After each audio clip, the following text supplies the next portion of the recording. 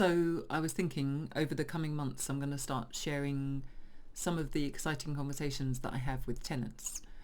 A good one I had recently was a fabulous, easygoing African tenant that I've got who's a carer. I said to him, "Hey, how's everything going?" He was like this. "Carla, you know that boy I look after? Him throw him shit at me." I was like, What? Sorry, he did what? He said, "Yes, you know the boy. He take him own shit and he throw it at me." At this point, I was like, "But I thought he liked you. You were with him for 15 years. And he said, "Yes, I know.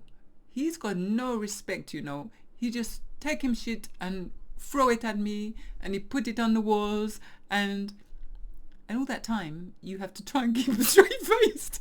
And I did, until one of the other tenants started laughing, and then we was all crying at the same time. Eventually the main tenant did laugh, but he was not impressed because he had all his clients shit over him. So that's it. Still looking forward to being a landlord.